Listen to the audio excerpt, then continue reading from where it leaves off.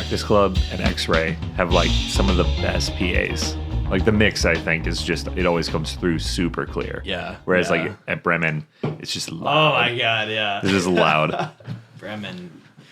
Yeah, it's a hit or miss. Turn it down a little bit. Hey, everybody, and welcome to your favorite podcast in the whole fucking world, PopCornDogs. It's a podcast about bathtub sucking and and naked dancing. My name is Brad, and I'm very excited to talk about a controversial film today. My name is Tyler, and what a roller coaster of emotions I've experienced with this movie, and we'll get into why.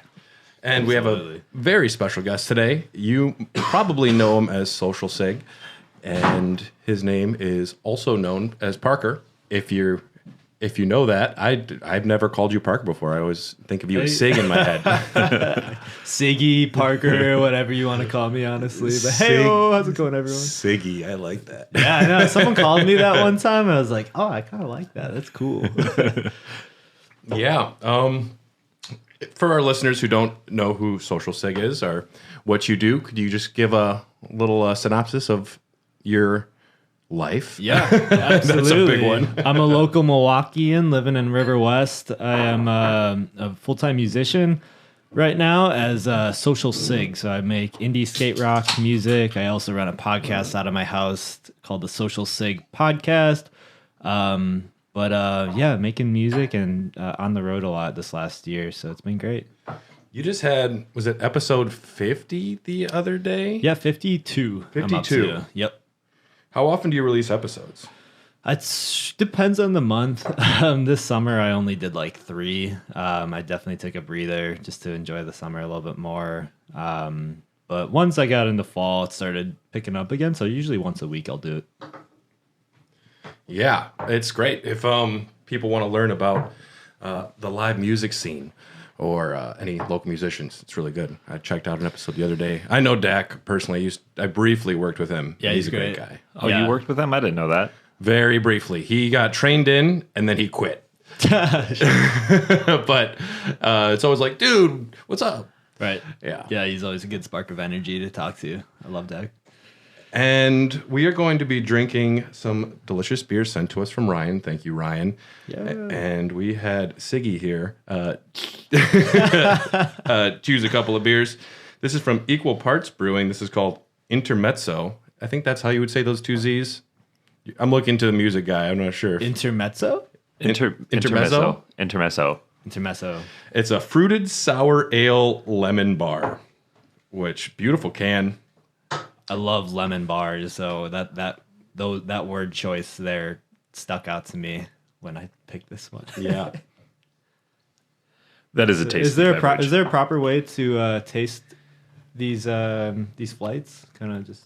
Well, I mean, I just saw you sniff it, and Yeah. is there like a specific way, or is that just personal? I worked in breweries for a very long time, and I just developed a lot of habits that I don't even think about anymore. Yeah, I always have a smell before I take a drink. Yeah. Yeah, This one smells really good. it is fantastic. Very lemon bar. The can looks like something you'd pick up in Starfield. But there's really no specific way to drink beer. Wow, I like that. You can, certain glasses, like glassware, will actually lend to styles. There's like certain IPA glasses, there's stout glasses, there's sour glasses. Snifters. It's mostly about the aroma and delivering that to your nose in the way that it, Right. wants I to. notice sours are normally in the bigger, wider based glass, maybe. That's just generally how they're served because they're like expensive beers. Okay. So you wouldn't get a 16 ouncer of like a sour because they're time intensive. They take a longer time to make and a little more effort. Gotcha. That's also why they're expensive. Thank you, Ryan. Thank you, Ryan. I love this beer. Yes.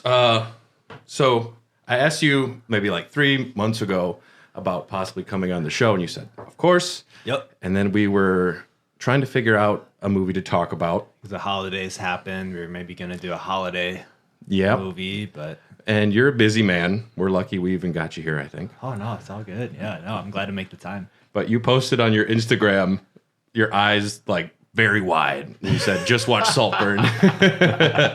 Yeah. Yeah. And I thought that was the perfect opportunity. This film is very divisive.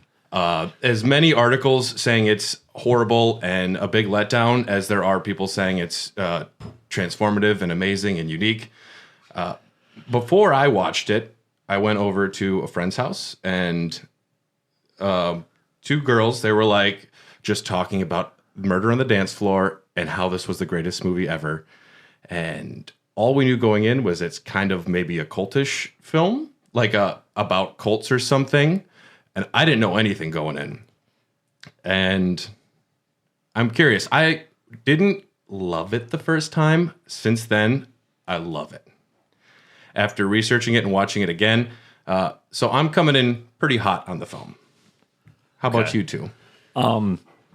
I did not know anything about this film, but I knew I had to see it because it's not every day that we get a film that just plants itself in our zeitgeist and everybody's talking about it. And I feel like it's been a long time. Absolutely, yeah. Since we've had one of those movies where it's like, you got to see Saltburn. Yeah. Like, people at work are talking about it. And normally we just talk about beer and how we want to go home. And now we're talking about, like, yo, do you have Prime? Do you have Prime? Did you see this movie? And it's nice that it's on Prime. Yeah. Pretty much everyone's got it. Exactly. I also thought it was going to be about a cult or something, and I don't know why I picked up on that, but I tried really hard not to get anything spoiled, and the first time I watched it, I loathed it. I was like, this is terrible. Oh, yeah. But then, like, for 3 days, I was just thinking about it, and I've warmed up to it. I actually scaled it on a scale from 1 to 10. I give it a 7.6. Nice. That's a good It's score. a solid score. I didn't know that it was so controversial, actually, until you just said it here. But that definitely makes a lot of sense in culture for people to kind of rip on it. But I went into it also not knowing anything about it, just watching the trailer, and pleasantly surprised for sure about the plot and everything and the characters and how it developed. I definitely was along for the ride, so to speak, of just having the story unfold.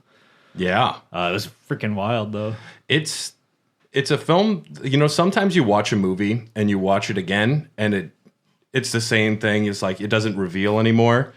This film, I think, is a little frustrating the first time you watch it because you're waiting for a twist. You want to know what happens. And when the twist isn't what you thought it would be or necessarily wanted, you're kind of upset. I was upset. I'm like, I wanted weird murders. I wanted sex cults. I wanted vampires. And when it just turned out to be an intense character study and, a movie about obsession and desire and Sociopaths. Dancing naked and bathtubs and Graves. but when you watch it the second time, knowing what's coming, you can like really sink in a little bit more and just watch a tour de force. It's the cinematography. This is probably my favorite film, image wise from last year. It is stunning. Something I noticed that was in the notes that you had that I noticed right away was the aspect ratio of the 4:3. That was really interesting. I noticed that right away because I had a conversation recently about my buddy who's a filmmaker and just about aspect ratios. And I was like, oh, this is a 4:3. This is add something to it. Yeah, it's different. A lot of films are generally like super wide. Like you see a superhero film, you want to see those like big vistas, you want to see everything. But with that 4:3 aspect ratio, it really allows Saltburn to become a character because you see the characters, but you also see like tons of space above them. You can see the high roofs. You can feel the grandeur. There's a lot of use of negative space that I really enjoyed because the very first thing that I noticed was the aspect ratio and just how pretty the film is, from set design to wardrobe to makeup to lighting to just shot composition. It's almost like Ari Aster met like Robert Eggers, like The Lighthouse meets Midsummer. Have you seen Lighthouse? Yeah. Okay. Yeah, that one's like even a smaller aspect ratio. I love it. I would like to know why. What's the director's name again for this one? I forget. Her name is Emerald Fennell.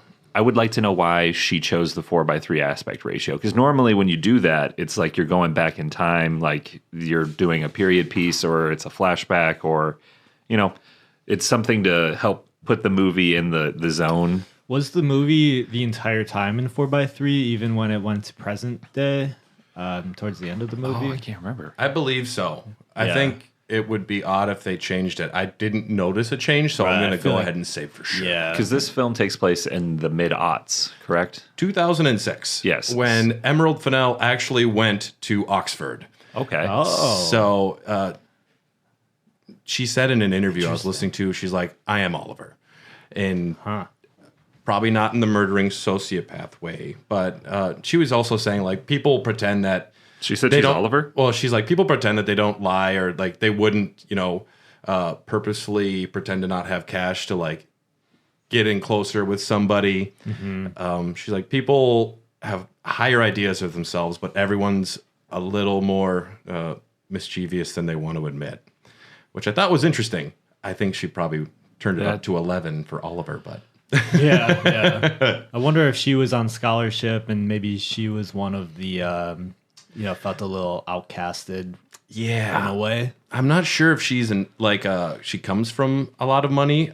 I think she has a little bit of privilege because her dad is a jewelry designer, which if you're a jewelry designer, that's like, right. I don't imagine a ton of like, low salary jewelry designers. I'm not sure. Right. No, you got Flava Flav coming in bi-weekly to get a new clock. Like, they keep you busy. Yeah. Oh, yeah. Yeah. Oh, yeah. Okay, I want a clock. Give me a clock, jeweled out. Yeah, make it spin. I want it to Mr. spin, Flav. but it's got to be digital.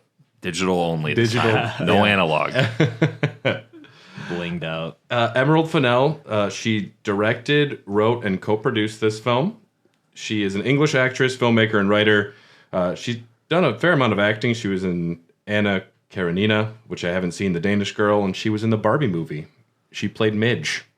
Oh, hey. Yep. Which I just watched Barbie. The director played Midge? Yeah. Which character was that? Midge is that throwaway Barbie that everyone hates. I think this is the pregnant Barbie. Yeah. Yeah. So she was the director of Saltburn? She's the director of Saltburn, but she also acts. Wow, that's cool. Yeah. I just watched Barbie too. Yeah. Barbie's great. Yeah. Really enjoyed that. I wonder if I like Barbie more than Saltburn. I honestly fell asleep towards the end of Barbie. I was wiped. But The last parts of Barbie are the least exciting. It's the. Do you ever think about dying? I was like, ooh, Barbie. Hey, Barbie. how dare you? Hi, Ken. Hi, Yeah. We're all relatively the same age, right? 35. 31. Okay, so not quite, but we got levels. we got levels. Yeah, this film I got super excited for because it did take place in 2006, and there is not a lot of movies or anything at all for me to look at that takes place in the aughts when I was going through middle school and high school, and I was super psyched to see that this film was going to be set in that period because now, I mean, I'm old enough for that to be a period piece. It was 15 years ago. Yeah. I think they nailed the nostalgia on that one too with the music too. Yeah. They played Block Party. Block Party. This Modern Love. I love that song. That is such a 2000s band. Yeah. In England. And I've never been to England and I have never been rich. So I don't know what their wardrobe looks like, but they still kind of nailed it. Like the jeans and like the big the baggy shirts. And I was like, that is so spot on the money. Yep. So Yeah, Fennell said she had to fight to get Jacob Elordi, who is not Oliver, what's his name? Felix. She had to fight to get him an eyebrow piercing because like, why would you do that? She's like, trust me. Oh, sure. Oh my God, right, yeah. Trust me, he has an eyebrow piercing. do you know how popular Yeah. Viva La Bam is right now? All the kids are doing it. It's either that or you get that weird penis pentagram thing tattooed on your chest. One of the two. Well, the penis pentagram was only for Steve-O. Oh, that's right. Bam had the heartogram. He has the regular heartogram. Yeah. And one of my greatest achievements in life is not getting a heartogram tattoo. Hey, you made it. It was close. You got through. Yeah. I somehow survived. The eyebrow piercing is that was really he killed that look. That was awesome. Well, if anyone is attracted to men, they are attracted to Jacob Elordi. Everyone has been freaking out about him. Well, he's built like a Grecian god. He's tall as fuck. He before this he acted in Euphoria, which I haven't seen. Also, he was in The Kissing Booth 1, 2, and 3, which I haven't seen. But I know. Wow. I watched Elvis the Alien watch The Kissing Booth on YouTube, and then he just tears it apart. But now I know. I didn't know that was him. Yeah, I've seen an episode or two of Euphoria, but never seen him act before. But Barry Keoghan, if I'm saying his name right, Keoghan. Yeah, Keoghan. Oh, that dude is amazing. He is insane. Killing of the Sacred Deer. I haven't seen that one. Oh, dude, that movie is so good too. Yeah, he is such a good actor. Yeah, he's insane. I listened to an interview with him the other day, and he is very interesting to look at. And he talks about how he flirts with the camera and like hides things from the camera. He's always like playing with it a little bit. And this film is very much like a cipher with understanding his character, Oliver, because it's all flashback. If it starts off with him talking to Rosamund Pike's character in the bed as she's dying, and he's explaining what happens, and he's lying. I think that this film isn't given enough credit for the unreliable narrator, which is a really cool thing. Yeah, you're 100% on there, because I went into this movie thinking it was going to be a bloodbath or it was going to be like hypersexual. Like, what is it about this film that's got everybody so riled up? Like, it's got to be really over the top. But in instances, there's a few scenes that really gets people riled up. Yeah. But when it comes to killing and largely a lot of the sex minus that one scene, a lot of it is cut away from. Actually, I don't know what you mean by that one scene. There's a few. Well, no, I mean like when sex happens in the film. Yeah. Typically, it's cut away from, like, we jump out of the shot to a long shot and then it's gone. So you're not seeing like a normal sex scene. You're seeing the innuendo leading into it, and then it's gone. When there's murder, you don't see the act. You see the lead up, and then you see the results, and then it up for your imagination. Yeah. So yeah, I was always wondering. This is obviously from his point of view. How much of this is real versus what is he fabricating? He's rewriting his story to be what he wants it to be. And he's painting himself as this big master manipulator, which he was definitely a manipulator. But I think he's... When you watch the movie, there's no way you have sex with a pile of dirt unless you have strong feelings of not healthy love, but some weird love. And if he was just trying to get Saltburn, he wouldn't be whipping his dick out and putting it in dirt. That's a fair opinion. You know, I thought the entire time. I've only watched it one time, but I thought the first time watching it was that he was doing it all for Saltburn, and he was just that crazy of a person to go those lengths and to do that. But I also understand that's quite a lot of. I just whatever you call that. I get the feeling that he wow. I mean, it's really hard. Attempted necrophilia or something. I like just that. listened to the last podcast episode on necrophilia. He's like, that would be like stage 2 or 3. And that wasn't even in the script. That was Barry Keoghan's idea. Yeah, get the fuck out of here. Are you serious? For a closed set. Yep. I believe. Yep. He asked for a closed set, and he's like, I'm going to try something. Yeah. And then just imagine looking back at that footage, as the editor or director, be like, whoa. We're going to do another take. Can you clean off your dick? You know, so he requested a closed set. He had to have told the director. He's not just going to go out there and fuck a grave and not say something. I don't know, man. He might have said he's going to do something weird. It's also nice, though, to get the shock, because then it's getting her real reaction rather than if she thinks about it or something. But yeah, I think he's rewriting history, because it's only after he gets super spurned by Felix that murders start happening. Mostly he was just trying to get closer to Felix. I think he definitely wants the money and like the status. I really love the way the film starts off in Oxford, and it's very drab. It's a lot of, boring classroom stuff, and it's when you get to Saltburn, it's just like the scope just goes big, the colors go big, and yeah, I love I forget his name. The other his first friend. First friend, yeah. Oh, yeah. Who's in House of the Dragon, if you watch that show. He's Aemond. I thought he was going to come back at some point. Yeah. I was just waiting for him to make an appearance again at Saltburn because he seems crazy. Oh, yeah. Absolutely. He's just banging on the door late at night, like, make me do math. Get out here.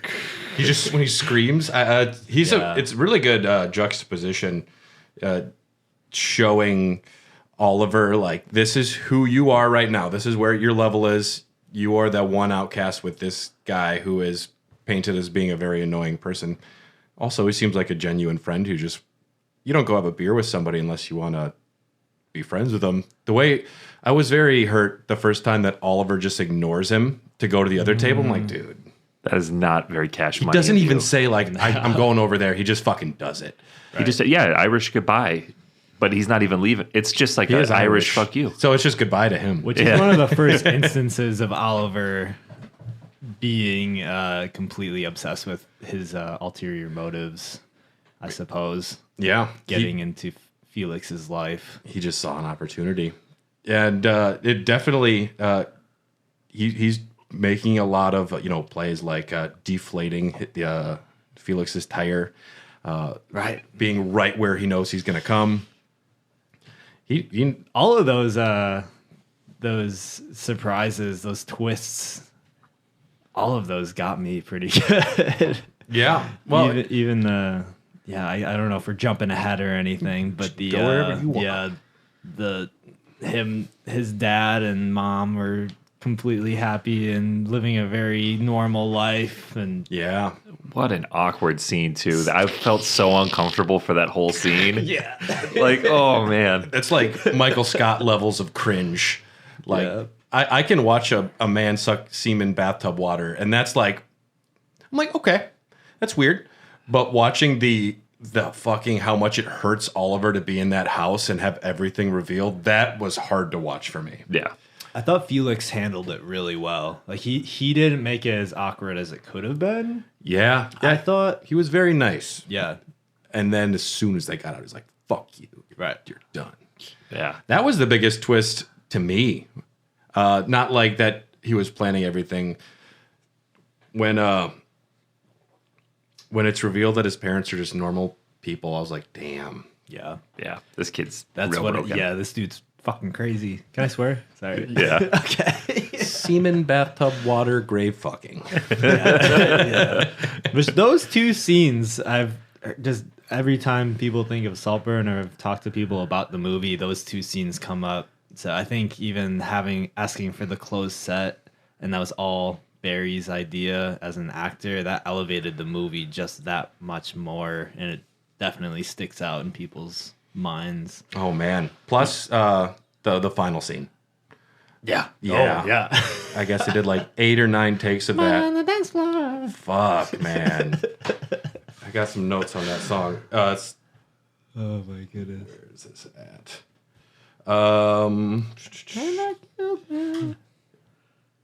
Sophie Ellis Bextor's 2001 song was featured. As a result, the song received 1.5 million streams on New Year's Eve on Spotify and re-entered the UK singles chart at number 8 with 2.2 million streams in January, marking the song's best ever streaming week.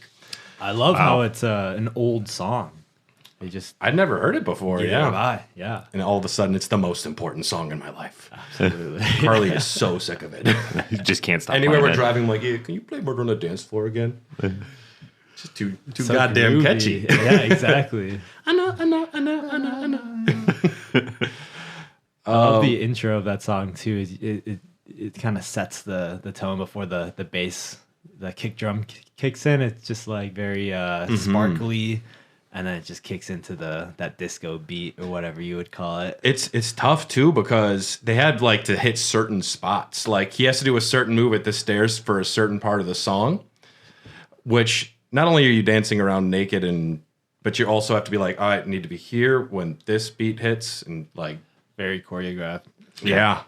So you said he did that 9 times I about? think it was like 9 times, something like that. Wow. That's a workout. Killed it. Yeah. He let it all out. Yeah, yeah. I saw an interview that he said that someone asked if like how that scene came to be. He's like, oh, I just basically let the cameras roll and I was just feeling it and it was just all in the moment. And then he's just like, yeah, I'm just kidding. It was all choreographed. Not like comparative to the Napoleon Dynamite and dance scene as well. Yeah. With That way was all- more dong. 100% more dog. I would argue 200%. For sure. Yep, we got Barry Keoghan.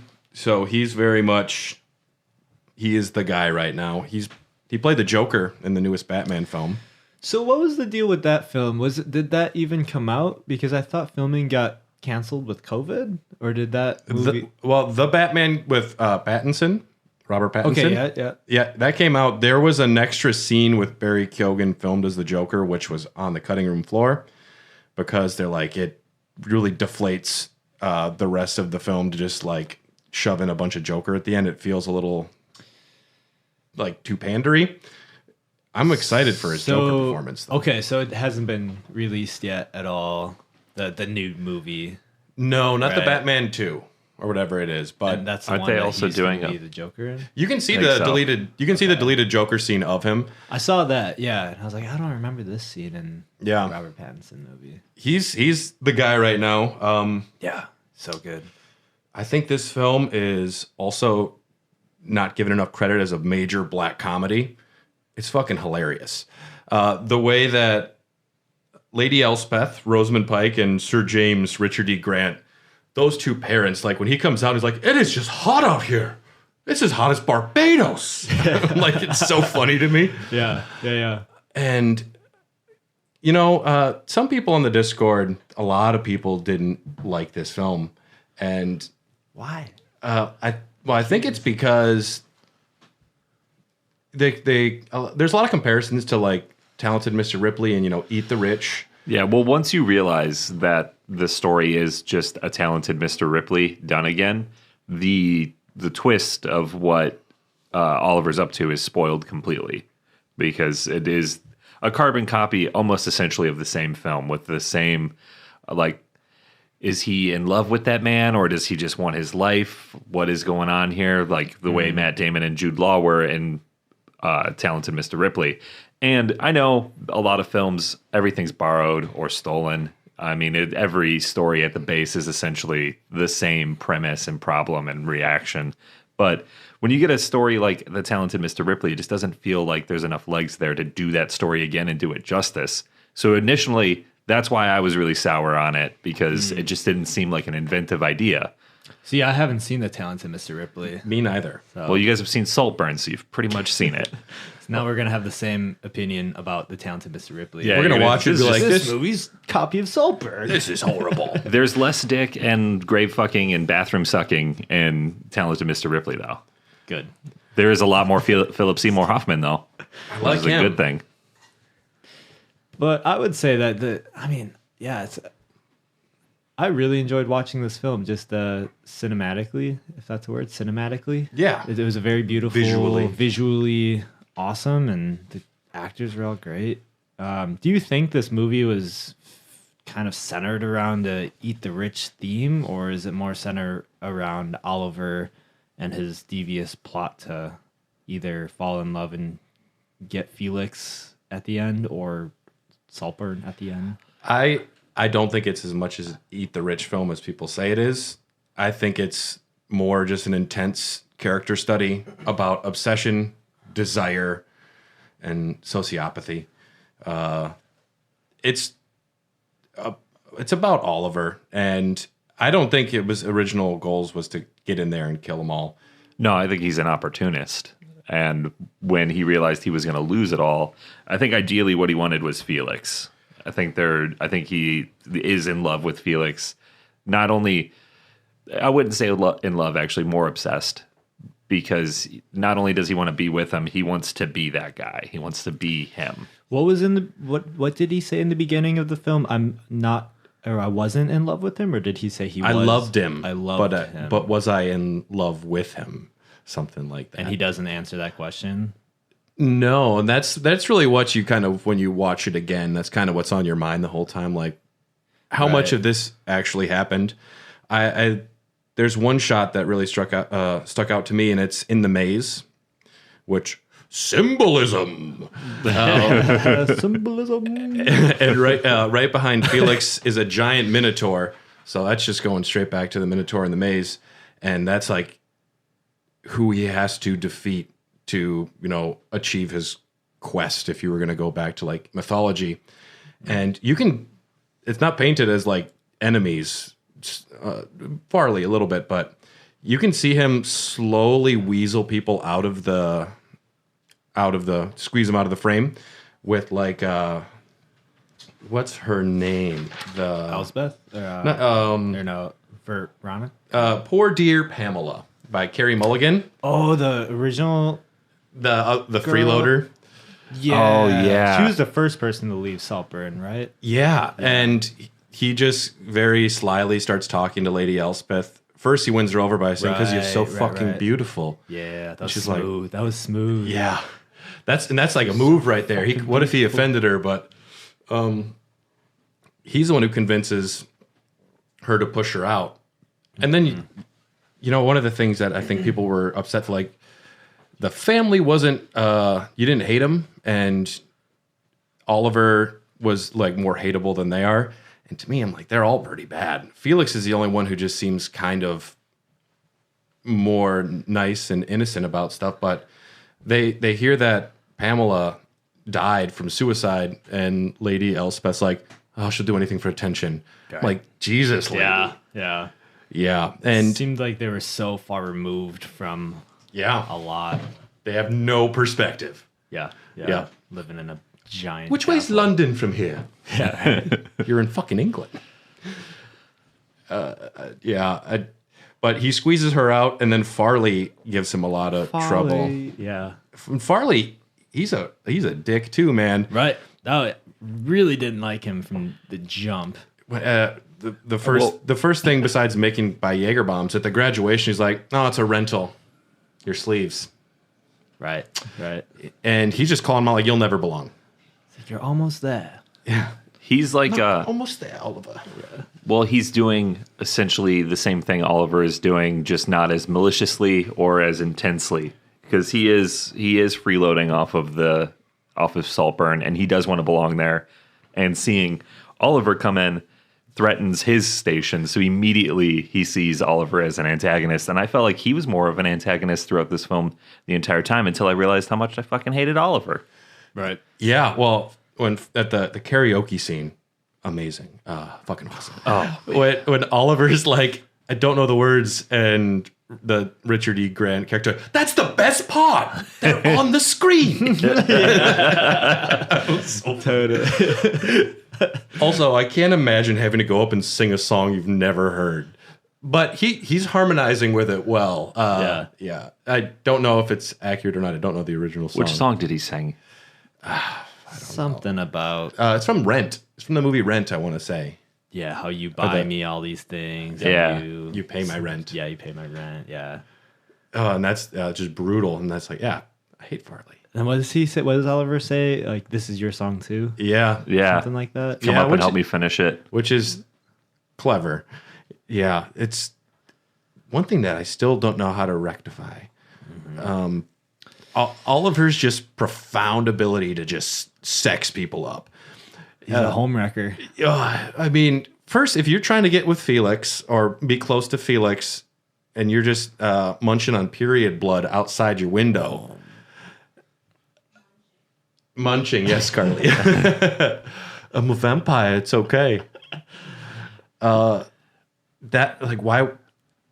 that's a hard scene for me to like. If he's trying to just love Felix, why would he do that? Maybe that's how he thinks he's going to get closer. Maybe he doesn't know if Felix would be interested romantically. What a roller coaster. Yeah. Maybe testing the waters to see if Felix is jealous when he finds out. Yeah, maybe that's his closest way to be in the family. And I don't know if he has. He's also obsessed with like juices. Yeah. And bathwater, blood, semen. Like that dude wants it. Dude, somebody He's gonna get it. Somebody just needs to give him a Gatorade. Get him a red Gatorade. Get this guy. Could Felix come in it first? Get him the white Gatorade. Barry Keoghan said it was milk in the bathtub that he drank. Ugh. Yeah. Okay. Okay, dude. For the filming purposes. Yes. That somehow makes it more gross. Oh, yeah. Ugh. It's like warm milk. Bathtub drains. Ugh. It's probably not hard for him to sex up all these characters as well, because you got to think about it. Like, they're vapid, rich. Like, I see them as kind of like living in excess all the time. And when you have characters like that, like they don't drink a whole bunch in the film. They do drink though. There's drugs. Like, they're looking to get their high, feel good as often and as they can. So when you have some new guy come through and he's like, might be that time of the month, but I'm a vampire. Like, well, who knows? Yeah. Not gonna miss a shot. It definitely seemed like afterwards he was just doing all of that for Felix for sure. Yeah, the way he has some sort of sex stuff with Farley, and wow, stunning cinematography. Just like those profound shadows, just like their two faces. And his is just all black. It's beautiful. It's beautiful. They definitely had a really interesting relationship with each other of hatred, but also that like how Oliver is so smart because those two have a class together, and the teacher, he says something and Oliver's like, oh, I read them all. He's like, you read all 50 books? And he calls Farley out a few times about something like, I don't know if it's Midsummer's Night's Dream, or they're talking about some literature, and he's like, nah, you're wrong. And the father, Sir James, is like, oh. Yeah, right. Oliver's a very smart guy. Which also almost makes me think that, I mean, the entire time he knew what he was doing. So maybe, I don't know if this makes it more of a case for Oliver's ultimate goal of getting Saltburn, the castle, which didn't. Yeah, maybe he was just playing on the psyche of everybody and the just human emotions that way. But what a fucking crazy character. Yeah. Either way, he comes out very well. Was this movie filmed at a real castle? Yeah, that's a real location. They made sure to find one that wasn't featured in other films before. They wanted it to be very new. And they actually, I know Rosamund Pike lived there while they filmed it. She just had a room and she slept there. And I know Jacob Elordi's like, we would get lost. You'd find new rooms every other day that you didn't know were there. That's crazy. Insane. Old money, man. To the fact that he's just he can just pay Oliver off and say how much you want. Right. I'm guessing he probably asked for 7 figures, but I don't know. Shoot high. Yeah. Yeah. Was the movie just scenes of hanging out? Were those in the castle as well? Everything, yeah, it was all. Everything was, and Oxford for the beginning, but right. And I know Emerald Fennell said a lot of the cinematography was very specific.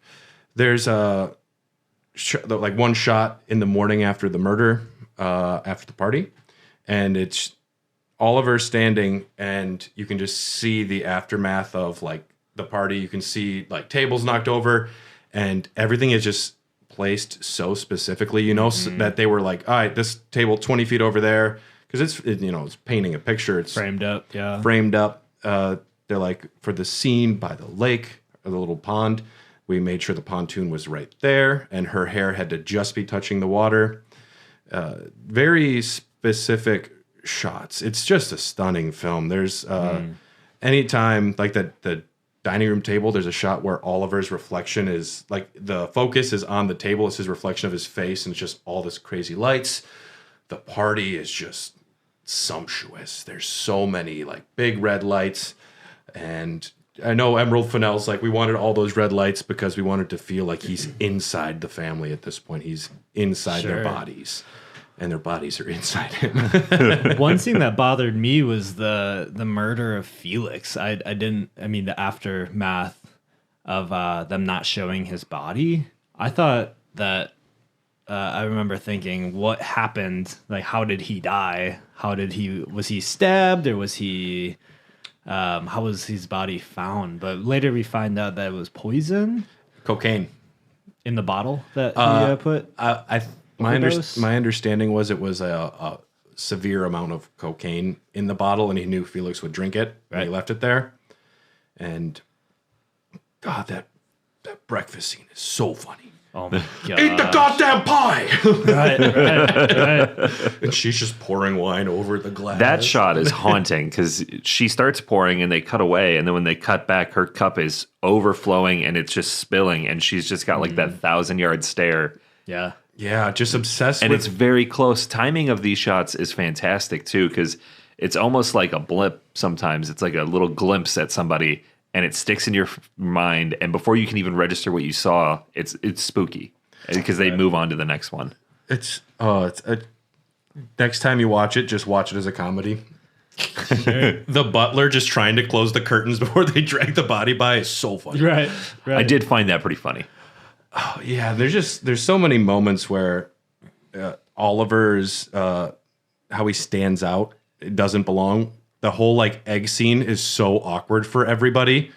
Like you just right, not the eggs, and then he orders eggs, and they're like, "What's wrong?" He's like, oh, "I can't eat runny eggs," and they're all just like they all stop. They don't know how to respond to just a very normal situation. Right. You went to a restaurant, your food's a little wrong. It's just painfully awkward. Yeah. Yeah. Yeah, especially after I flip the table and cuss out the waitress. That always doesn't go over well. Oh, man. He's such an awkward looking guy. Is Oliver or the butler? Oliver. Yeah. Is there has he ever gone into like what his background is as far as like his looks, or maybe like if there's any deficiency or something that No, it's just he was blessed with a face that people like to look at. Yeah. Yeah. Very and he knows how to use it. Right. Yeah. And I liked how at the end of the film he looked so much older. I think it was his haircut, really. Oh, yeah. I mean, that's a 15-year God. time jump, which I didn't pick up the first time I watched it. But yeah, it's been 15 years from when he leaves Saltburn to runs into her at the cafe. It was interesting because they portrayed it as in the middle of COVID too. People were wearing masks. Yep. That felt very real. Yeah. It's this is a real world. We are in the real world where people do eat bathtub water. Like Yeah, like that happened. Yeah, and another thing that's kind of never addressed too much after the death of Felix, when he is talking with Venetia in the bathtub, he leaves the razor blade there and kind of nudges her, but it doesn't show if she did it or he did it, which I could see either way. And I could see either way too. She was pretty wrecked up. Yeah, there's a mess. There's a small little layer of incest in the film too. Felix mentions at one point, it's like, I fingered my cousin over there once on accident. And like, it's that brother-sister relationship is a little odd. The way like at the party, they're just like sitting on each other. It feels a little, but old money's weird. Those people don't have the same social interactions as everyone else. So maybe there's not, but he did finger his cousin, he said, so. Weirdo. Yeah, fucking strange. But yeah, there is the time jump. He is murdering the family or getting them murdered somehow. Yeah. He's positioned himself in the cafe to run into Lady Elspeth. I do love the shot where he's just fucking jibber jabbering on the Yeah. computer, Yeah. pretending to work. Were you guys, I have a question. Were you guys at that point still rooting for Oliver, or were you on the fence, or were you completely anti-Oliver? The moment the bathtub scene happened and he drank the jizz water, I was like, I don't know how I can root for you. That made me so uncomfortable. I think I took it personally. Sure. Yeah, it's some films you're like, I am this person, and you're John Wick for me. Frodo Baggins and Aragorn. I'm like, I'm that guy. Yeah. And at this point, I was like, I'm watching somebody else. I'm checking out. I am Right. fascinating character to look at, though. Well, I'd like to to your hear point earlier, I think all the other characters were just so flawed in their own ways that I think I didn't see myself necessarily 100% in Oliver, but I was definitely like, when he was getting Saltburn and kind of the whole plot reveals itself, and then he has that whole dance sequence. Definitely at the end, I was Team Oliver. Like, oh, this was a fucking awesome movie. Like, the song is so good. You're like, I'm back. the plan was so intimate and so nailed that I couldn't help but to root for the guy, but Yeah, and still a sociopath. the time jump is a little odd too. I know I've heard some people complaining like, well, what happened? Like, what happened? It's like, those 15 years don't matter. Oliver had money. He went and lived his life. But the moment he saw Sir James passed away in the news, he's like, all right, I have an opportunity, because he knows James was not going to back down. And I don't think he saw a way to get rid of James that would keep him there. But yeah, he had his in. Played the long game. And he's just completely alone at the end too. Yeah, I don't think that necessarily bothers him, though, at that point. I agree. Like, I think that it seems, with that final dance sequence where, he's naked, so, he's got nothing to hide anymore. He's being the truest version of himself that we've seen in this film so far. Like, you can't get much more open and honest than that. And he looks to be having a great time. And he's got they do the whole thing where, like, when someone passes, you throw the rock in the river. Yeah. And you see that he has 3 rocks at the end on the table. He's got Felix, and then he's got the sister and the mom, right? And if it's placed on top of the super creepy dancing puppet House. house, yeah. Right. Which that's him they're the puppets. He got them dancing for him. Yeah. Collecting them. And he sets the rocks on top of there. He sets the last one down. It's kind of like closing the book on his journey.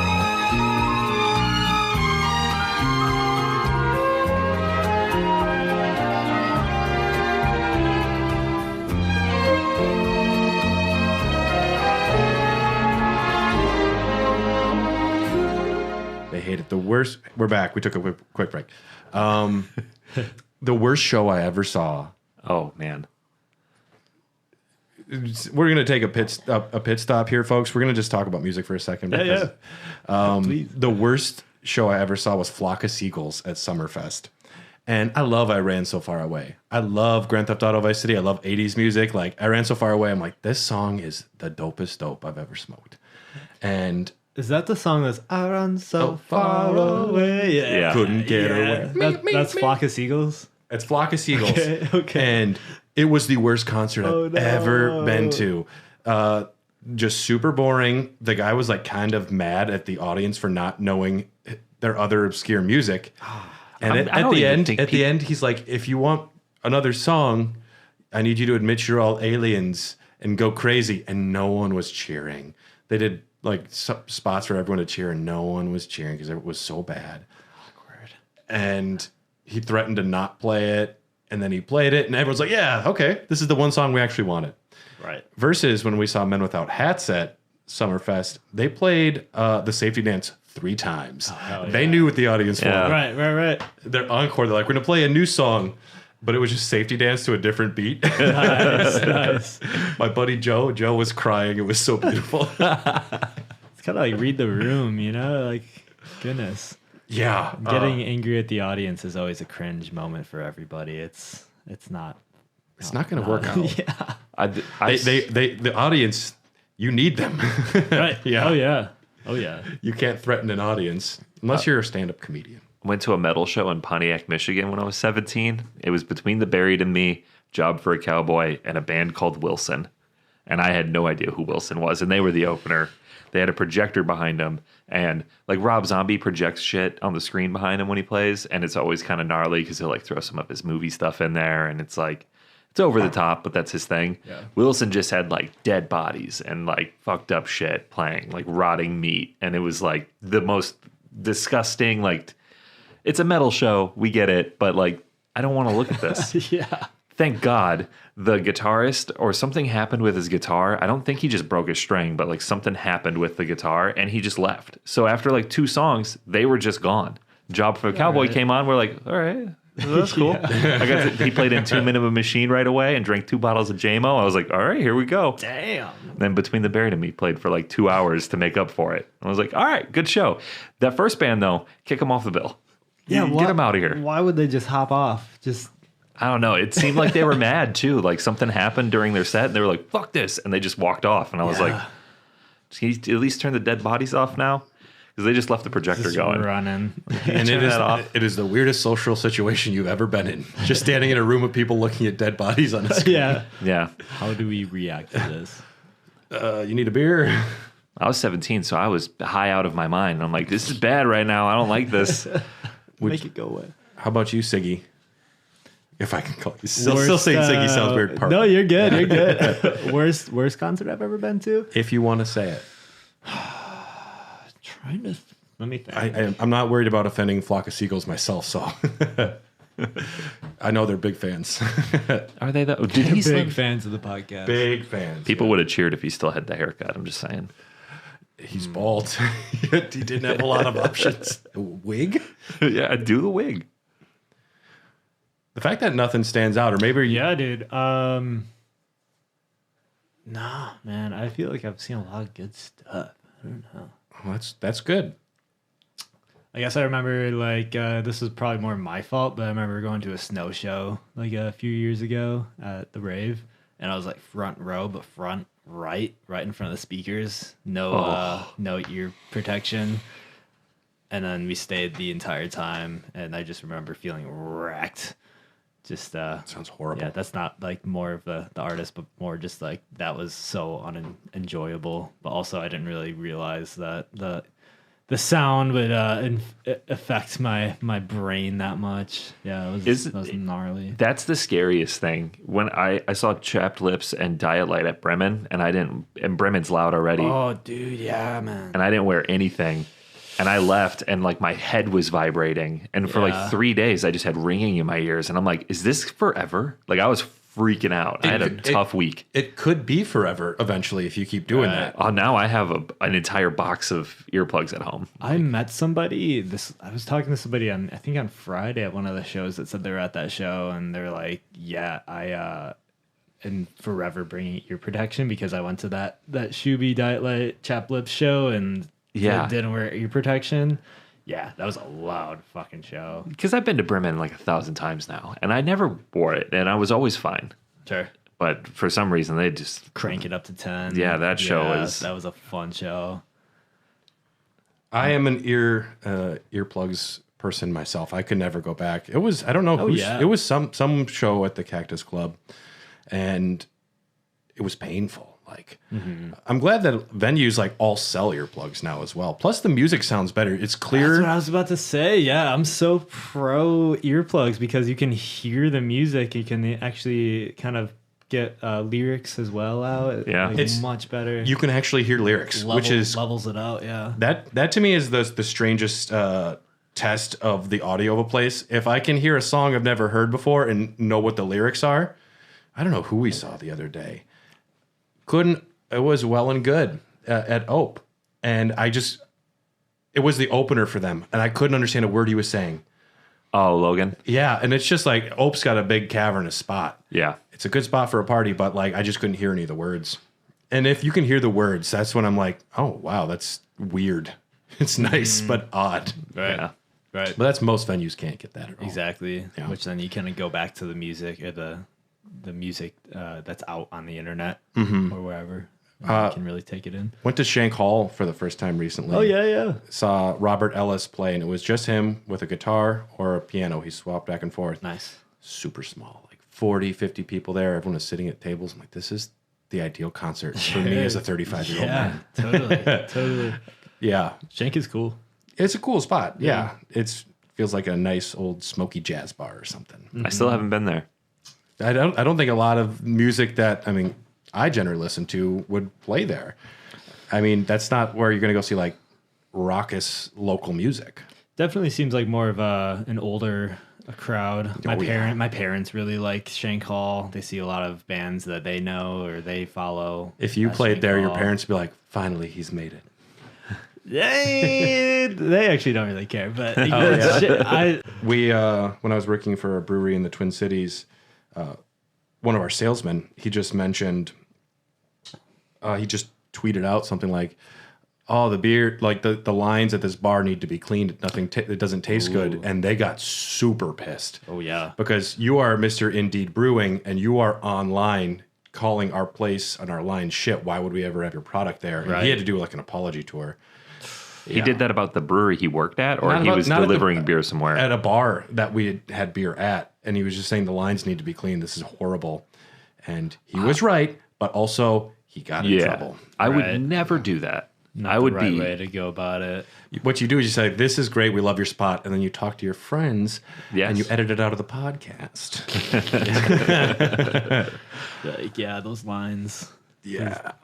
Spooky. If you go and you get like a craft beer at a dive bar, it is going to be the least clean lines, the oldest IPA you've ever drank, and it's going to taste bad. And that's just like a sweeping blanket statement. Unless you're getting like, I don't know, Spotted Cow might be the safest because people will drink that. But yeah, if you're ever wondering and you're out with me and we're at a dive bar and they have like Zombie Dust on tap, which is one of my favorite beers, and I'm like, yeah, just give me like a bottle of High Life. That should be a pretty good indicator, especially if I give you the little side glance, good bottle. Get the bottle. Get the bottle. Yeah.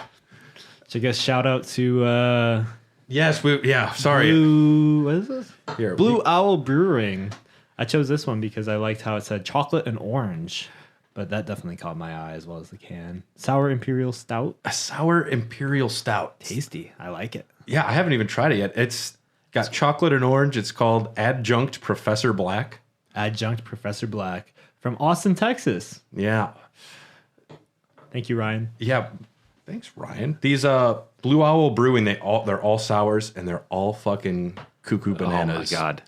They do the weirdest stuff. And I asked you before you came, it's like, do you want IPAs, sours, dark beers? And you did say a weird sour. Well, but then I was looking at them like they're all they're all together. They're all like crossing together. Double dry hopped hazy sour IPA stout. It's like, calm down. Too many adjectives. My brain hurts. But yeah, I haven't actually tried it yet. I like it. As I was saying before, not a big sour fan. That's not usually my first choice, but this is very tasty. The sour is subtle. Yeah. And you don't smell any like that. You only get like stout smells off of it. Yeah. It's very nice. Mm-hmm. I mean, Blue Owl doesn't miss. They don't. They do not miss. It's almost makes me angry how good they are. Yeah. How come no one else can do it? Why are only you doing it? They're from Austin? Yeah. Where Blue Owl is from? About once a year, this magical box arrives in the mail from Ryan, and it's just full of delicious beers. Nice. And then we just drink like kings, Yeah. like we live at Saltburn. Yeah. Fix my eggs. See, I wouldn't be like Oliver, like awkward about it. Like, can I get some fucking scrambled eggs done right? No, I wouldn't do that, but I'd feel really weird in that situation. I'd be great. I'd be like, no eggs. Just no eggs then. Oh yeah, we wear suits to lunch. Yeah, lunch. Wear your suit. Yeah, we'll get you a suit. Right. Yeah, it's like what? I can't imagine. I wear a suit like twice a year. Sure. Yep. Yeah.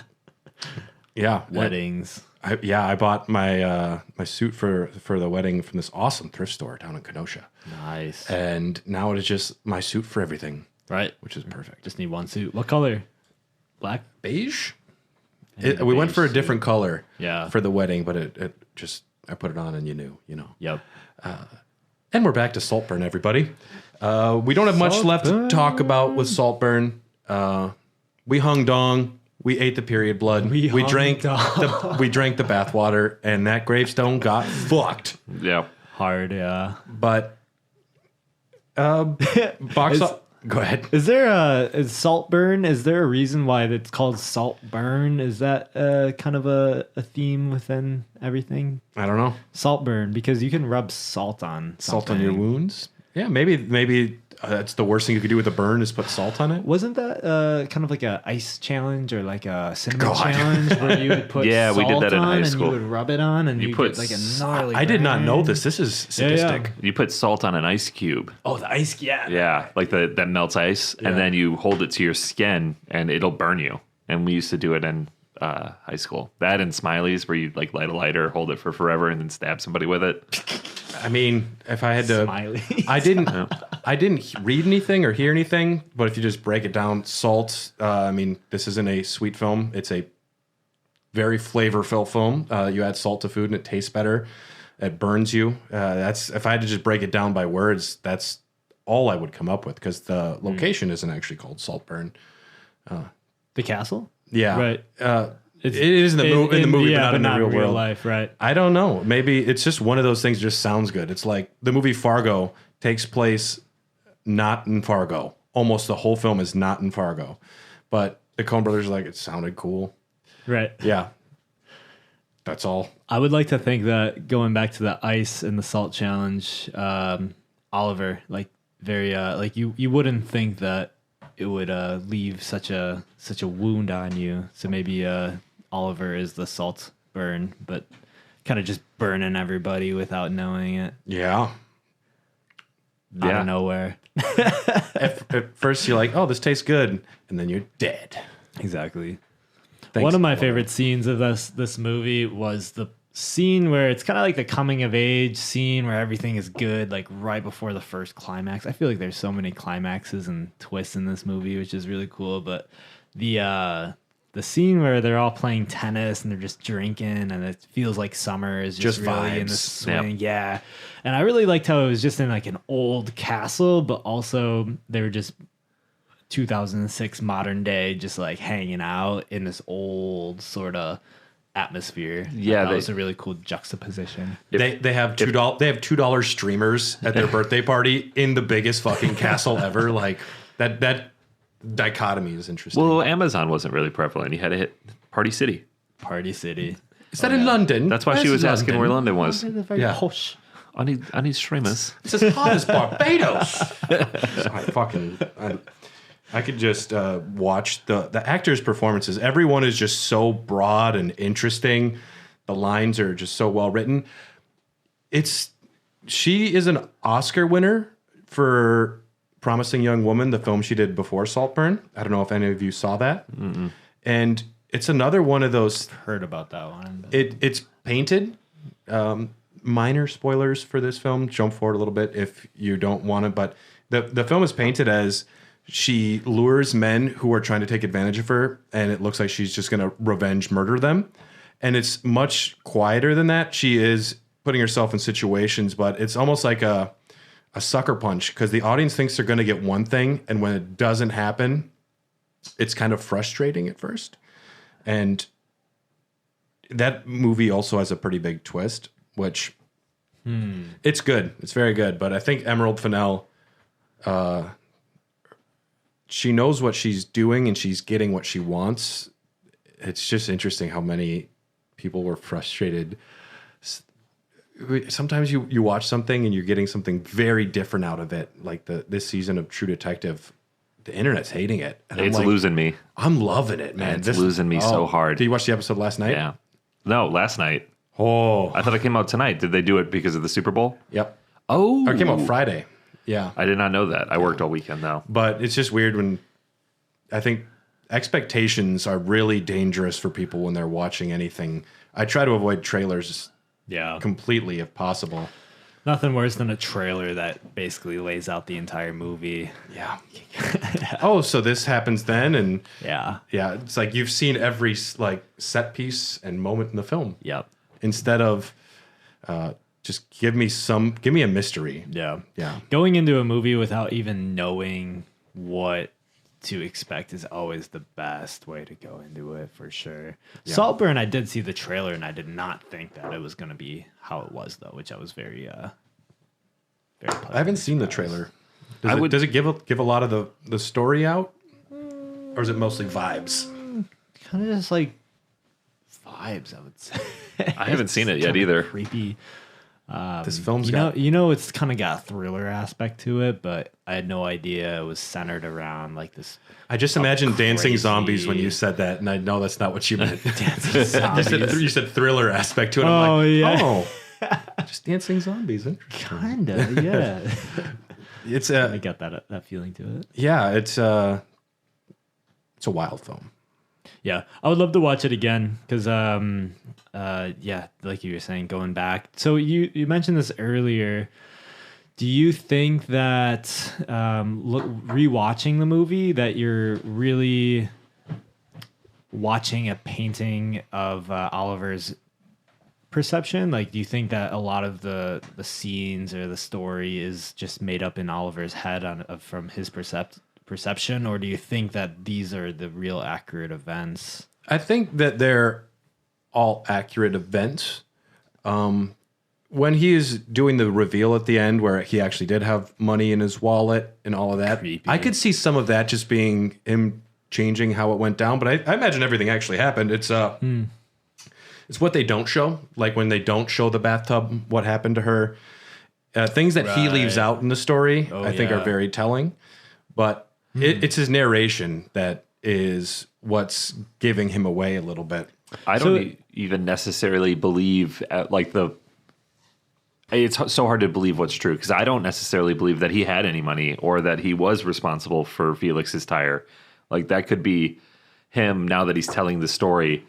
He's trying In retrospect, being like, oh, no, I schemed this whole thing. Whereas I think maybe he was a super lonely dude who fell in with the group, fell in love with Felix, obviously fucked up his chance, and then saw an opportunity to get in. Not taking anything away from how devious or smart his character is.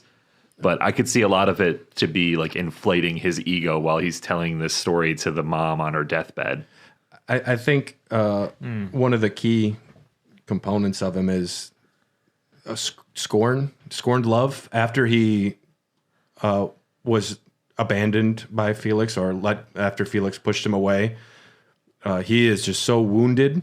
That's when he really starts to lash out. And I think that's why he is revising some of the history in the story is like, I never loved him and I did these things for this reason. I think that's him just trying to make himself feel better, give himself some catharsis because he's still so hurt and wounded by Felix. He desperately loved Felix. Not healthy love, but there was profound love because he's so broken up. He fucks the grave. Like he can try and say like he never loved him all he wants. You don't do that if ever, but especially if you didn't really love him. If it was all just about Saltburn, he wouldn't have done that. Right. He's not, because that's not for anyone but him. Yeah, and the only other thing that I think you could rationally chalk it up to is like dominance. But I was thinking the same thing. It could have also been like not a romantic. Yeah, of like a power. Like fuck you, Felix.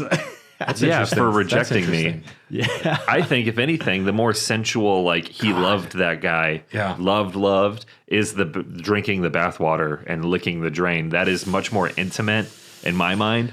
Yeah, that is Nasty though. that's just before he uses the term vampire, which he's not a vampire, but it makes sense wanting to imbibe some of someone's essence to get closer to them. He wants to belong, and he thinks if he ingests some of them, he probably liked that she was on her period.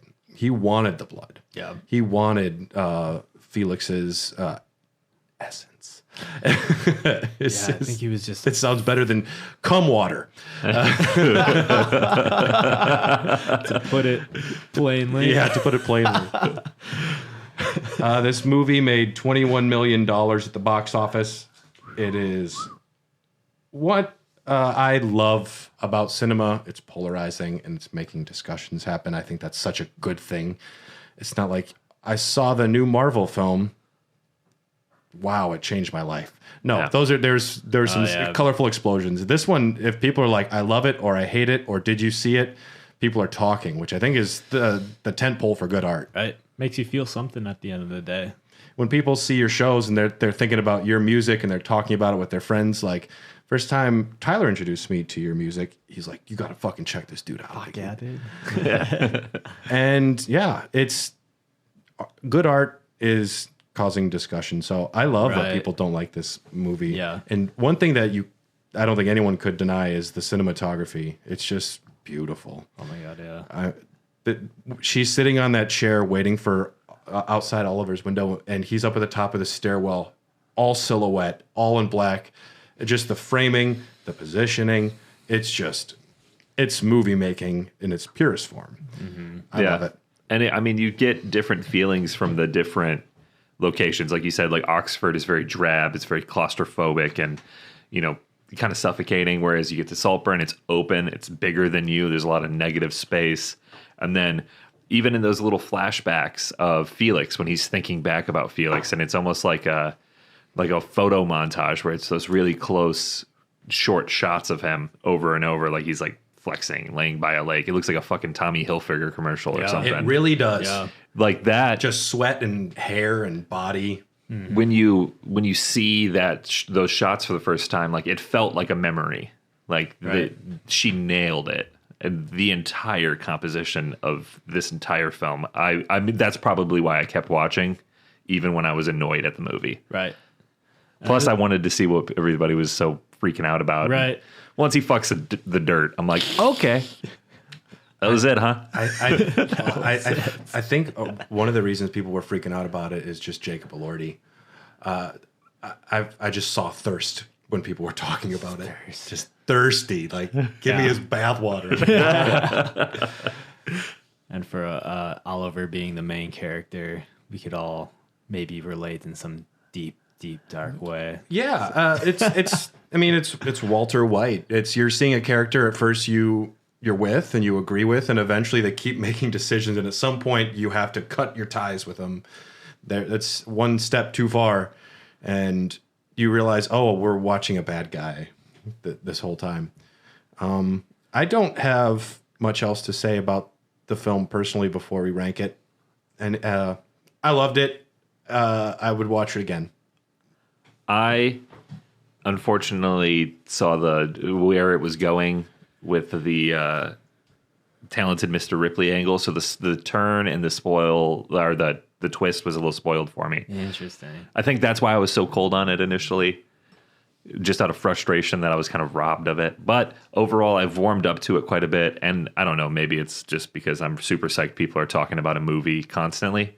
Yeah. That I would watch it again knowing what I know now and some of the behind the scenes stuff that I didn't realize, like the fact that he wanted the clothes set to fuck the grave. Like, that is just, what other tidbits of information can I get from this film to maybe change my perspective if on a second watch?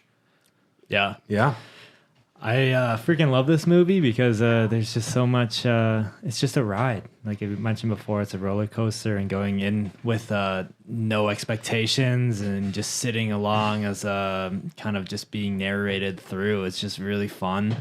Lots of twists and turns, and for me, it was just such lots of surprises, and how the characters all kind of develop and interact with each other is just extremely interesting and shot beautifully. Yeah, I love this movie. Very stylish. Very stylish, very nostalgic. Sexy, 2006, stylish. very sexy. Yeah, very nostalgic. I really love Barry Keoghan. Keoghan. Man, I thought that guy just killed the role. So I'm a big fan of that guy. Yeah, he crushed it for sure. He's the guy right now. Yeah. Yep. Even after watch Killing of a Sacred Deer, that movie is wild too. Yeah. Just a weird character, man. Very few people could play it and nail it. We both went to film school, and there is just like the je ne sais quoi of why is Brad Pitt a great actor? Like, there's a million great actors that can do performances, but some people, like Jack Nicholson. They just do something a little weird or different, and they're just magnetic. And Barry Keoghan, he is like hard to read and fascinating to watch. Yeah, which is really good. It's like listening to like a really talented rapper when they freestyle or they cipher. It's like effortless. They just kind of hit the syllables and move the rhymes throughout the beat, and it's like, how the fuck do you do that? Yeah, I've always equated to like acting like we saw out of. I'm not going to even attempt his name. Oliver's actor, Barry Keoghan. Barry. I'll call him Barry. Keoghan. When you see somebody act like that, and now hearing more about what he wanted to do on the set, it's no different. Like, you seamlessly move through a performance, and the subtle things that you do to get your character over with an audience or make them really loathe you or wonder what you're going to do next. Like, it is the same skill. You're moving the story forward without any flaw, and it's just kind of... I have a cool tidbit for you, too. I remember hearing in an interview, Barry said that he had about 5 or 6 journals just filled up with, like, mannerisms of Oliver. So he would study these journals that he made and just kind of like what situation. So basically he had memorized if something were to happen, this is how Oliver would react. It's just like weird acting. You're literally becoming another person without thinking about it. It's such a talent. It's crazy. He'd probably be a really talented writer for like screenplays too, because once you get a character fleshed out, I only have a few that it's like that, where someone could give me a scenario and I would tell you exactly how Ben or Violet would act. There's 2 characters that I wrote for a film a long time ago that I just have fleshed out. And for an actor to get to that point where it's like, I'm just them now. Right. George R.R. Martin, who writes the Game of Thrones books, they're like character chapters, and he says, sometimes it's very hard. I have to spend a couple days thinking about Arya Stark before I can understand how she reacts in those situations. In like writing for Tyrion Lannister, he's like, it's very like, it takes me 3 days to come up with one clever quip that Tyrion just does on the fly. But it's very much, I mean, that's acting, writing like that. When we have to know that character intimately and be that character. He has to be a mom. He has to be the Hound, you know? Yeah. It's wild. It's kind of crazy. Yeah. Just to really put yourself in that person's life. I can barely be myself. It's a scary thought with acting is when you're trying to master being other people. I feel like there's a distinct line you can easily lose yourself in. I forget. Jim Carrey. Yeah, but John Cusack is like, I guess at parties, he is just the quietest, like weirdest guy. And he plays like, you know, big fun characters. He's like, I'm not myself on those characters. Wild. Yeah. As you see them and you're like, oh, this guy's gonna be a fun time. But you know, and you know, like Robin Williams or Jim Carrey, some of the greatest comedians are the most depressed people, and they're just pretending not to be and thriving on making people laugh, so they don't have to address some of the sadness that actually is happening. They're also like, Jim Carrey's happy now, but I know like Robin Williams had a lot of emotional stuff going on, but he's the most interesting man to watch. Yeah. Yes. So before we rank the film, Barker, if people wanted to find your music, follow you, where could they get a hold of you? For sure. You can look me up on Instagram. I'm the most active on there at Social Cig, like a social cigarette. Otherwise, you can go to socialcig.com. You can see all my updated my tour dates on there. Hitting the road. Next Milwaukee show, I'm not sure when this will come out, but March 2nd at the Cooperage, and then March 30th at Mad Planet. The Cooperage would be a fun show. I like that venue. Absolutely. I'm really excited for that one too. So next Milwaukee show's coming up. It'd be a fun time. Come through.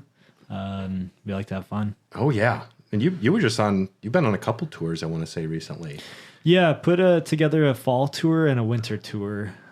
So for both of those, there was kind of like about maybe like a week and a half to 2 weeks of shows consecutively on the road. And then I kind of just lumped in together the shows for like the whole season onto one list to make it easy for people. But yeah, it's been fun being on the road for the first time. First time. Yeah, fall was the first time being on the road. Very exciting. It was some of the best memories I've ever made in my life. It was just a blast. It's got to be very fun playing to brand new audiences again. Oh, yeah. Because Milwaukee, you got a pretty good following here, so you know like kind of what to expect. But when you go to this bar here in this town or whatever, it's like Playing shows night after night, and you gotta win them over. you gotta win them over. That's very cool. Yeah, and it kind of just ups the level of my performance for sure, and it's like another some hurdles to jump over to get better. And also one of my favorite parts on the road was just hanging out after the shows and crashing on friends' couches and just kind of doing that whole thing. It's the classic montage of a band touring, right? Totally. Yep. Totally. Fuck yeah. Well, thank you so much for joining us. Thanks for today. having me. This is a blast. Yeah. I love talking about movies. I know you mentioned the other day, you're like, I just saw Society of the Snow. And that's a great movie too. Great fucking movie, dude. That's at the top of my list right now. Great movie, horrible real world event. Yeah, horrible story, like very sad, but also very triumphant. Is it the I would rugby say. players? Yeah. Yeah, I just listened to the last podcast on the left's coverage of that whole thing. Yeah. That story's crazy. It's a heavy story. Yeah. But The stuff that didn't make it in the movie is even weirder. really? They had a poop stick because they were having trouble like You know, defecating, so they actually all shared a stick to like dig it out. do you want me to what it actually fuck. was? We're really. I thought cum water was bad. We're getting further out. But they're above the tree line, so where did they get a stick? It's probably like a rod on the airplane. Yeah. Well, they think it was a bone, Ooh. a poop bone. The last podcast does a really good, I think, a 3-parter on the entire thing. Yo. It's crazy. So we're gonna rank the film. Poop bone. Poop bone. It's the evolution of Cubone from Pokemon. Horrible name for a band, Poop Bone. So all the movies we've talked about, we have in a ranking, and it's this or that, and it moves up or down. Okay.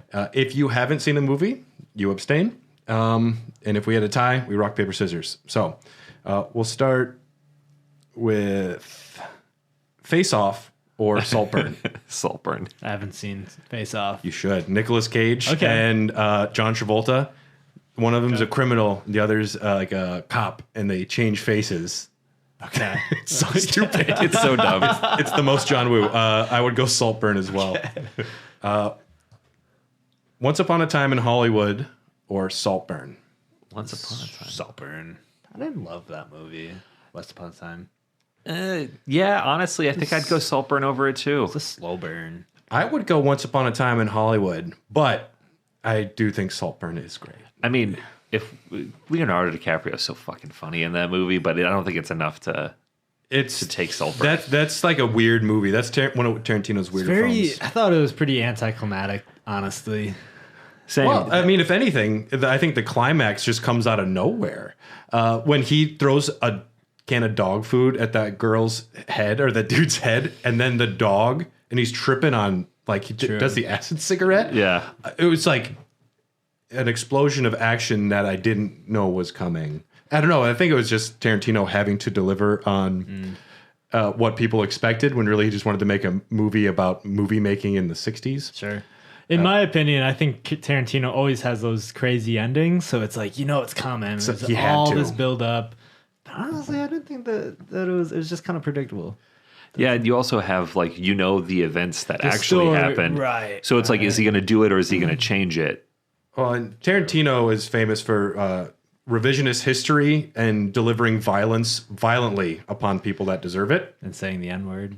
Dude, I recently talked about this with have you It's so true, though. have you ever seen Blazing Saddles? No, I haven't seen Oh, it. It so just had good. its 50th birthday the other day, and I watched it, most of it, for our first time on Friday.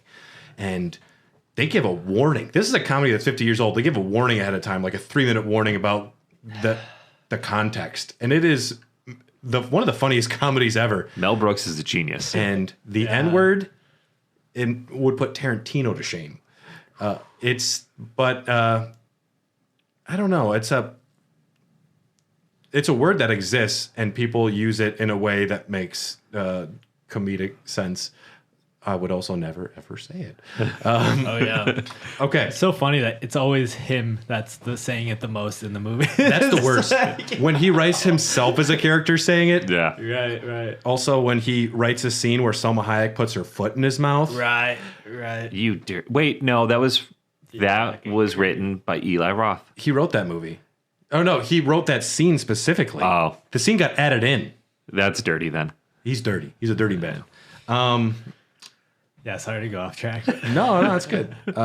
Guardians of the Galaxy 1 or Saltburn? Ooh. Guardians. Dude, that movie's so good. Guardians. That movie's great. Avengers 1 or Saltburn? I don't know if I've seen Avengers 1. Okay. Not a big superhero sort of Yeah. fan. The needle drops in Guardians of the Galaxy is just too good, though. I might go Avengers. I don't know. I haven't seen it in so long, but I liked it a lot when I saw it. I saw it like 4 times in theaters. I was Same. working at a theater at the time, so it was free. But I'll go Avengers with you. Yeah. It was a big movie. Yeah. Evil Dead 2013 or 2013. Oh, Saltburn. 2013. Saltburn. I saw Evil Dead once in theaters. It's a lot of blood. Yeah, that's one of my favorite movies of all time. Really? Okay. Evil Dead I'm gonna have to 2013. Rewatch that one. It is Saltburn ridiculous. is number 14 on our list of 44 films. Nice. What do we have as one? No Country for Old Men? Inglourious Bastards. Oh, that's Great rightfully so. movie. I can't believe that beat No Country for Old Men, though. Dude, No Country for Old Men is so good. Yeah, it's fucking amazing. And that's all we got for you today. We're here at the Dogcast. Special thanks to our executive producers for this episode: Ryan Christianek, Kip Kipper, Brian Ward, Jordan Hoff, Phil Wright, William Birkin, Cole Del Gardno, and Bryant Ross. We appreciate your support. We are on all the social medias. We're on Instagram, X, Threads, Blue Sky. We don't have a TikTok. We never will. I'm not putting that app on my Our phone. data is for America tough. only, not China. It's tough. It's a tough world, TikTok. Yeah. It's tough. Well, they're getting a bunch of music taken off of TikTok. Like all of Ghost's music, the metal band Ghost, they got Mariana Cross, very popular on TikTok right now. There's a slowed down reverb version, very popular. They're pulling it. So a bunch of music's about to leave TikTok for some legal reason that I did not read the article about yet. UMG, I believe, or UNG, whatever label Taylor Swift is on. That sounds about right. And somebody else and some other big artist, they're taking all their music off. Yeah. Yeah. Good luck. Yeah. I wish. People are just going to keep slowing it down and slowing it down. Yep.